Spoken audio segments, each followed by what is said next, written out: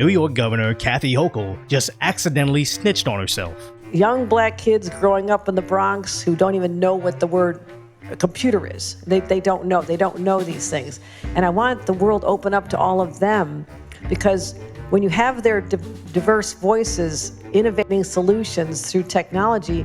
ABC News did report that the Democrat governor does regret saying black kids don't know what a computer is. But honestly, I don't think that's something that can just slip out of your mouth unless it was something that you actually believed. As nobody accidentally suggests, I don't think Asian kids know how to do long division, and the only reason someone would say, I don't think Asians know how to drive, is if the thought had previously crossed into your lane without using their blinker smashing into your side mirror. But back to the soft bigotry of the governor's low expectations of the black community. I think it's because she doesn't spend much time with black kids from the Bronx. And with all this affirmative action nonsense coming from the Democrats that's somehow gone from inner city schools don't educate kids well to let's force these colleges to have over 70% BIPOC students no matter their GPA, because they also legitimately think these people are too stupid to get a driver's license. And somehow they spin that as compassion, not the racism that it actually is. As the alleged leader of the Democrat Party has also made statements regarding blacks not being able to use the internet.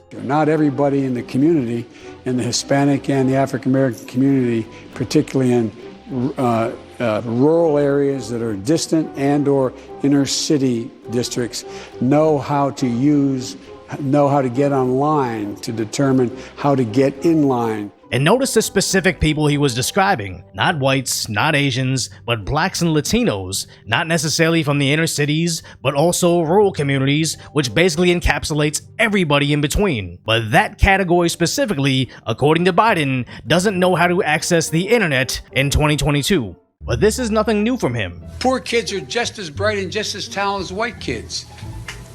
Now, he does understand the Latino community is not a monolith. You all know, but most people don't know. Unlike the African American community, with notable exceptions, the Latino community is an incredibly diverse community. So no wonder he panders to the African American community in the most stereotypical ways possible, as when his support from black voters is plummeting right before the election. John, there is significant softness in the support for Joe Biden among core Democrats. In this poll, he's carrying black voters by 61 points. Well, that sounds like a lot, but he carried them by 84 points back in 2020. Latino voters, a very slight Biden edge in this poll, but it was a 21-point advantage in the exit polls back in 2020. He rushes back from vacation to eat fried chicken and talk basketball with a black family. But that wasn't exclusive to them, as he also ate pizza with an Italian family, which is still better than when he squashed the Asians' affirmative action lawsuits against the Ivy League. But then he brought a Korean pop group to the White House, most of which don't even speak English.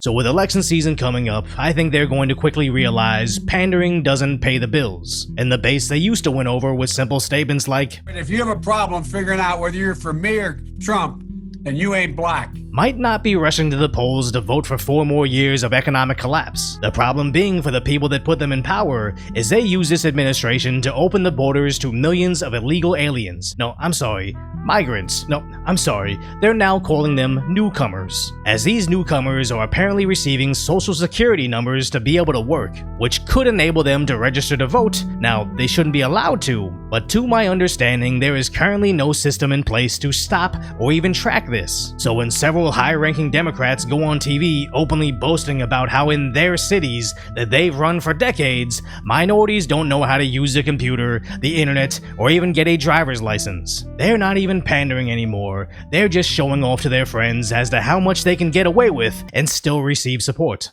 So if you appreciate my concise, lighthearted commentary on the tragic status of today's reality, hopefully I've earned your subscription, then go check out the video on how college campuses are finally saying no to these activist unemployed behaviors.